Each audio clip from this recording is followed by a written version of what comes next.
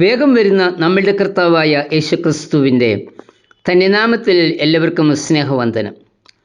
ഉപഭോഗ സംസ്കാരം ജീവിതത്തിൻ്റെ ഏക നിയാമശക്തിയായി കാണുന്ന ഒരു കാലമാണ് നമ്മുടെ മുൻപിലുള്ളത്.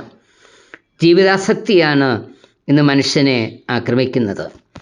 എല്ലാ മൂല്യങ്ങളും ജീവിതത്തിൽ നിന്ന് വിട പറഞ്ഞുകൊണ്ടിരിക്കുന്നു. രാസലഹരിയിലും വഴിതെറ്റിയ വിനോദ പരിപാടികളിലും അനേകർ ജീവിതത്തെ ചുരുക്കിയിരിക്കുന്നു. സ്നേഹം വറ്റിപ്പോകുകയും സേവന മനസ്സ് അന്യമാവുകയും ചെയ്തിരിക്കുന്നു. അധർമ്മത്തിൻ്റെ അതിർവരമ്പുകൾ മായിച്ചുകൊണ്ടിരിക്കുന്നു. സാമ്പത്തിക ബാധ്യത മൂലം ആത്മഹത്യ ചെയ്യുന്ന കുടുംബങ്ങളുടെ എണ്ണം വർദ്ധിച്ചു വരുന്നു. AI-യും റോബോട്ടും മനുഷ്യൻ്റെ അസ്തിത്വത്തെ തന്നെ ഇല്ലാതാക്കിയിരിക്കുന്നു. അന്ധകാരാവൃതമായ വഴിത്താരയിൽ നേർവഴി കാണിച്ചു കൊടുക്കുവാൻ കടപ്പെട്ട വിശ്വാസിയും ഇതിലെ കണിയായി തീർന്നിരിക്കുന്നു എന്നത് എത്ര സങ്കടകരമാണ്. പാപം വരിഞ്ഞു മുറുക്കിക്കൊണ്ടിരിക്കുന്നത് നാം അറിയുന്നില്ല. ശിംശോനിൽ വ്യാപരിച്ചിരുന്ന ദൈവശക്തി നഷ്ടപ്പെട്ടത് ശിംശോൻ അറിഞ്ഞില്ല എന്ന് തിരുവചനത്തിൽ വായിക്കുന്നുണ്ടല്ലോ. ലോകത്തിലെ അത്ഭുതങ്ങളിലൊന്നായ നയാഗ്ര വെള്ളച്ചാട്ടം കാണാൻ വന്ന സന്ദർശകർ വേറൊരു സംഭവത്തിനു കൂടി സാക്ഷികളാകേണ്ടി വന്നു. അതിഭയങ്കര ശബ്ദത്തോട് വെള്ളം കുതിച്ചു ചാടുന്നു. പെട്ടെന്ന് മുകളിൽ ഒരു പക്ഷിയുടെ ദീനരോദനം അവർ കേട്ടു. അവർ കുതിച്ചു ചാടുന്ന വെള്ളത്തിലേക്ക് നോക്കി. ഒരു ചത്ത പോത്ത് ഒഴുകി വരുന്നു. ആ ജഡത്തിന് മീതെ ഒരു കഴുകൻ ഇരിപ്പുണ്ട്. അത് പറന്നു പൊങ്ങുവാൻ ശ്രമിക്കുന്നുണ്ട്, പക്ഷെ കഴിയുന്നില്ല. വെള്ളച്ചാട്ടത്തിനടുത്തെത്തിയപ്പോൾ വെള്ളത്തിൻ്റെ ഒഴുക്കിന് വേഗം കൂടി.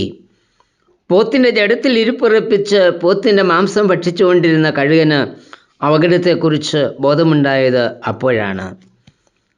മാംസത്തിൻ്റെ രുചിയിൽ മുഴുകിയിരുന്ന കഴുകൻ ഇങ്ങനെ ഒരു അപകടം മുമ്പിലുണ്ടെന്ന് അറിഞ്ഞില്ല. കഴുകൻ അപകടം മനസ്സിലായപ്പോഴാണ് രക്ഷപ്പെടുവാനുള്ള ശ്രമം നടത്തിയത്.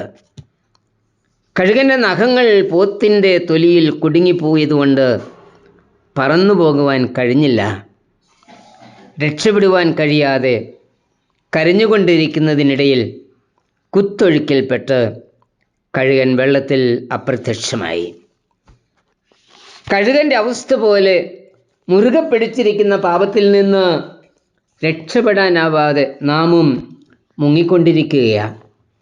രക്ഷപ്പെടുവാൻ ആഗ്രഹിക്കും തോറും ആഗ്രഹങ്ങളുടെ നഖങ്ങൾ പാപത്തിൻ്റെ തൊലിപ്പരുത്ത് കുടുങ്ങി നാം നശിച്ചു കൊണ്ടിരിക്കുകയാണ്. നമ്മിലുള്ള പാപത്തിൽ നിന്ന് വിടുതൽ പ്രാപിപ്പാൻ ഇനിയും സമയമുണ്ട് എന്നത് മറക്കരുത്. പാപത്തിൽ നമ്മെ വിടുവിക്കുന്നതിന് വേണ്ടിയാ യേശു ക്രിസ്തു ക്രൂശിൽ യാഗമായത്. കർത്താവ് നമുക്ക് നൽകുന്ന പ്രതീക്ഷയുടെ വചനമാണ് യെശയ്യാവ് 41:10. നീ ഭയപ്പെടേണ്ട, ഞാൻ നിന്നോട് കൂടിയുണ്ട്. ഭ്രമിച്ചു നോക്കേണ്ട, ഞാൻ നിൻ്റെ ദൈവമാകുന്നു. ഞാൻ നിന്നെ ശക്തീകരിക്കും, ഞാൻ നിന്നെ സഹായിക്കും. എൻ്റെ നീതിയുള്ള വലം കൈ കൊണ്ട് ഞാൻ നിന്നെ താങ്ങും.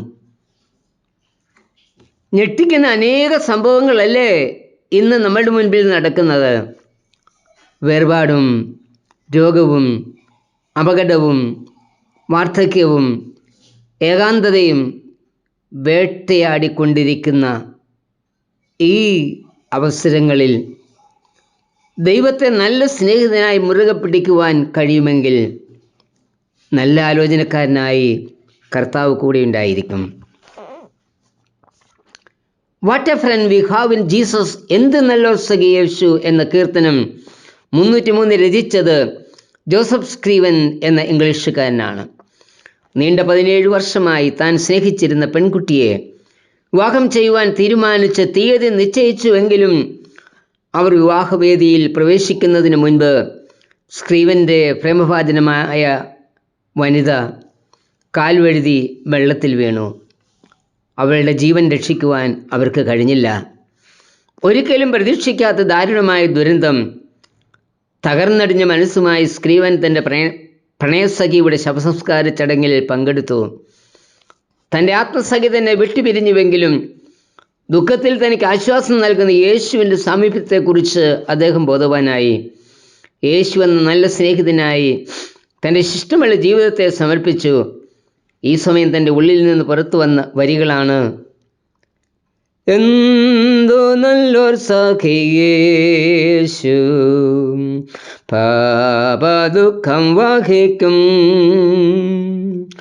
എല്ലാം യേശുവോട് ചെന്നു ചൊല്ലിടുമ്പോൾ താൻ കേൾക്കും. നൊമ്പരമേറെ സഹിച്ചു സമാധാനങ്ങൾ നഷ്ടം, എല്ലാം യേശുവോട് ചെന്നു ചൊല്ലിടയ നിമിത്തം.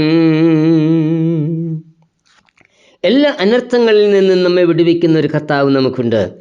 അതുകൊണ്ട് പ്രതിസന്ധികളിൽ പതറാതെ നമ്മുടെ ചുവടുകളെ മുൻപോട്ട് വയ്ക്കാം. നല്ല സ്നേഹിതനായ യേശുവിനെ മുറുകെ പിടിക്കാം. കർത്താവേ, എന്നെ താങ്ങുന്ന നിന്റെ കരങ്ങളിൽ മുറുകെ പിടിച്ച് പ്രതിസന്ധികളിൽ പതറാതെ മുന്നേറുവാൻ എന്നെയും സഹായിക്കണമേ. ആമേൻ.